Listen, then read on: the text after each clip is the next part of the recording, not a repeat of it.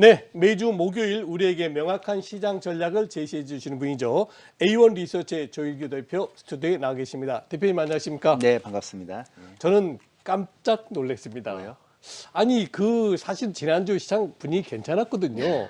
그때 워닝, 맞아요. 경고를 하셨잖아요. 네. 너무 시장을 낙관적으로 보시면 안 됩니다 하셨는데 자, 결국 큰 폭의 조정 왔습니다. 이제는 더 내려갑니까? 그렇지 않으면 이제 반등의 계기를 잡습니까? 이게 우리가 이제 출연자들이 방송에 나와서 제일 조심해야 될 게 뭐냐면 네. 시장에 하락한다는 얘기는 맞춰도 욕을 먹고 떨어져요. 그러니까요. 그렇죠. 네. 굉장히 잘 말씀도 안 조심스러워요, 하시죠? 이게. 예, 네. 그러니까 잘 안 해요. 근데 또 가끔씩 그럴 때는 뭐 이게 괜찮고 뭐 종목 장세가 올 때 정도 되면 얘기를 뭐 안 해도 되는데 좀 필요할 구간이 있거든요. 그럴 때는 좀 얘기를 해주는 필요가 있어서 그렇게 얘기를 했으니까 너무 또 노여워하지 마세요. 제일 걱정스러워서. 일단 제가 오늘 중요한 얘기를 좀 하기 전에 저는 다음 주 있죠. 다음 주. 이게 다음 주에 설 전주입니다. 그러니까 FOMC 회의가 있잖아요. 그렇죠, 26일 날 있고 예. 그다음에 27일 날 LG 에너지 맞아요. 솔루션 상장이 상장이 있어요. 있어요. 그때 우리가 또 하시죠. 네. 아, 그래요? 그날입니다. 아, 출연하시죠. 그래요? 그랬어요. 그날이에요, 네. 그날. 예, 알겠습니다. 두 분이 막 몰아가니까 그냥 수축되네요. 근데 어쨌든 그 다음 주가 굉장히 중요한 변곡점일 것 같아요. 다음 근데- 주 말고 그 다음 주. 아니 이제 다음 주. 주. 예. 그러니까 FMC하고 LG 에너지 상장이 솔루션이 주. 있는 그 주, 예. 다음 주입니다. 그러니까 그 다음 주만 지나면 시장이 이제 이번 주가 저점일지 아니면 한 번 더 떨어질지 그게 이제 결정이 나는데 제가 오늘 준비한 자료를 조금만 보여드릴게요.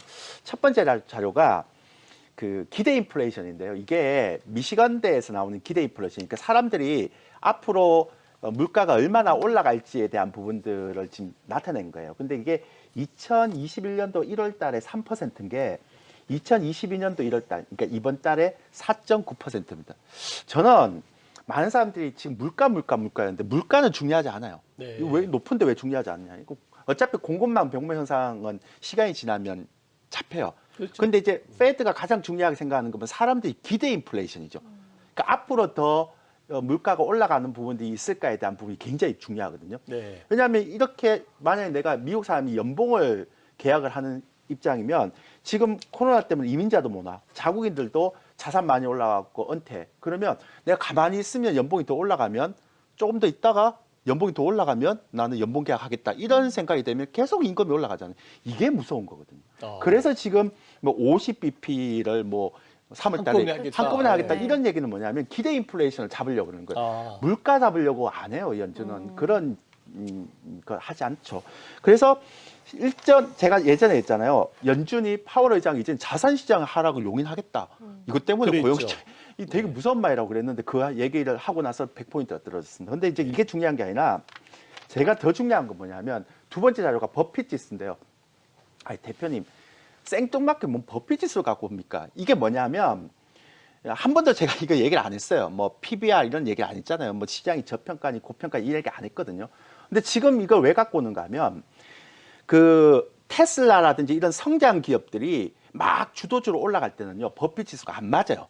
왜냐하면 그 미래 가치를 얼마나 측정해야 될지 모르잖아요. 그렇죠. 모르죠. 그러니까 금리를 막 인하시키고 그다음에 유동성을 풀 때는 성장주의 미래 가치가 어디 정도 갈지 모르기 때문에 네. 이 버핏 지수가 안 맞아요. 네. 근데 지금은 금리를 50bp를 인하시킨다는 얘기가 나오니까 금리를 인상시키면 50bp를 인상시키면 성장주는 그때부터 꺾이잖아요. 그렇죠. 그러면 이제 지금 시점에서 버핏 지수가 얼마인가를 이제부터 봐야 된단 말이에요. 아, 그러니까 옛날에는 볼 필요가 없었어요. 막 성장주 예. 올라갈 때는. 그래서 이걸 보면 버핏 지수가 100이 정상인데요. 지금 버핏 지수 좀 떨어져서 지금 19일 기준으로 버핏 지수 보면 198.9입니다. 그러니까 네. 즉 무슨 얘기인가 하면 지금 버핏 지수를 보면 시장 대비해서 한 98% 고평가된 거죠. 그러니까 성장주가 꺾이니까 이게 가능한 거예요. 근데 재밌는 예, 건 뭐냐면 연준이 자산을 가지고 있는 걸 다 포함해도 145%입니다. 근데 이게 100%까지 떨어져야 정상인가? 그건 아니고요. 코로나 때 버핏 지수가 130까지 떨어졌거든요. 근데 지금 198은 너무 이게 비싸요. 그럼 결론적으로 얘기해서 이걸 왜 보느냐 하면 앞으로의 시장 트렌드가 변할 수 있다. 종목 트렌드가 변할 수 있다는 네. 걸 말씀드리고요. 그다음에 다음 자료가 미국의 경기 지표인데 저는 이거는 소매 판매하고 내구재 주문을 봐야 되는데요. 이건 중요하지 않아요. 그러니까 소매 판매가 지금 안 올라오잖아요. 예상치보다 네. 떨어지잖아요. 그러네요. 그러니까 이 얘기는 뭐냐면 미국이 이제 금리를 50bp 올려주면 미국은 소비가 70%인데 소비가 받쳐줘야 되는데 그렇죠. 안 받쳐줘요 지금. 이게 문제인 거죠. 그렇죠? 내구재 주문을 보면 내구재 주문도 안 올라와요. 그러니까 미국이 페드가 성장이라든지 이런 것들을 포기하고 기대 인플레이션 자꾸 물가를 잡겠다라고 얘기하는데 상대적으로 성장이 올라주면 괜찮은데 성장이 지금 자꾸 떨어지는 상태에서 예. 즉 항암제를 투자하는데 내가 체력이 굉장히 세면 암만 이기죠. 죽일 수 예, 있지만 예. 내가 체력이 안 좋으면 못 항암제 받죠. 부작용이 일어나요. 무너지죠. 예. 그거에 되게 중요한 거예요. 근데 다음 자료가 되게 중요합니다.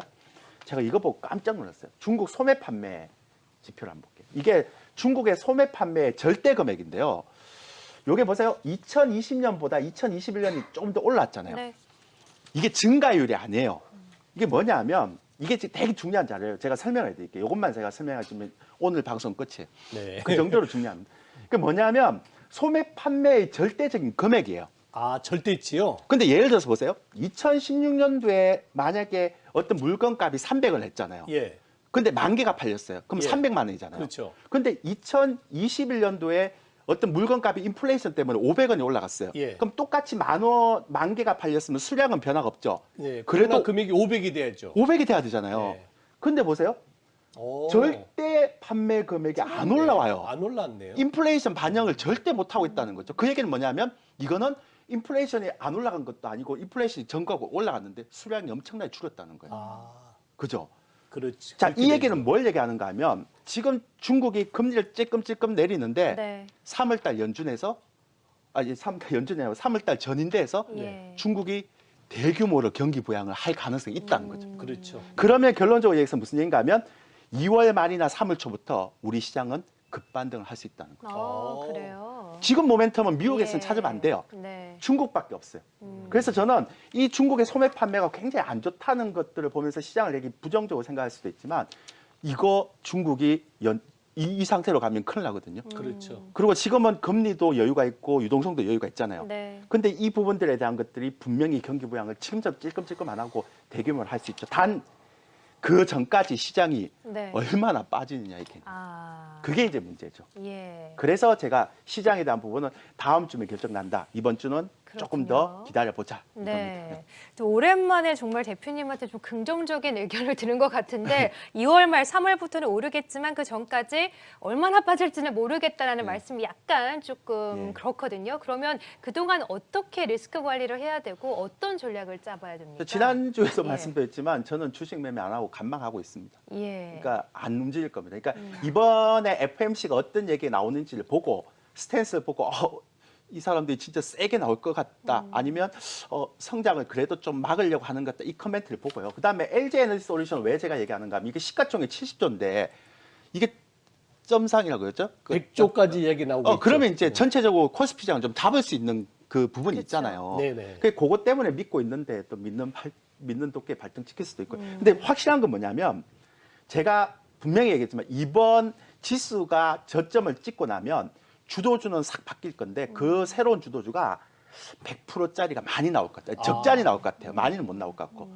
그래서 현금을 적절하게 잘 갖고 있으면 다음 파동에서 굉장히 큰 기회가 올 것 같다는 느낌은 매수 기회로. 예. 그러니까 아까 말씀드린 3월달에 중국이 경기 부양해야 네. 된다고요. 예. 저 상태로 놔두면 큰일 난다고. 그러니까 여러분들이 현금을 얼마나 갖고 있느냐 이 게임이 아마 다음번에 주도주가 바뀔 때 굉장히 큰 기회가 오는지 안 오는지 그 결정할 수 있다. 그러니까 그거는 제가 볼 때 이번에 FOMC 다음 주 FOMC 대충 나오면 네. 결정될 수 있다.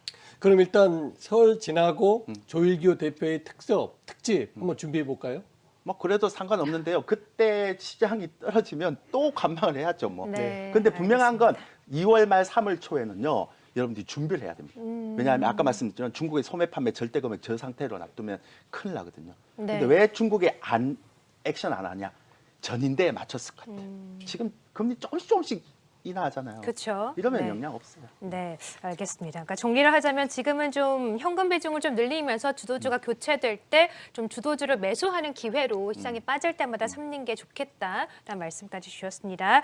자, 오늘도 시장에 대한 확실한 전망 그리고 전략 함께 들어봤고요. 에이온리서치의 조일교 대표와 함께했습니다. 고맙습니다. 네.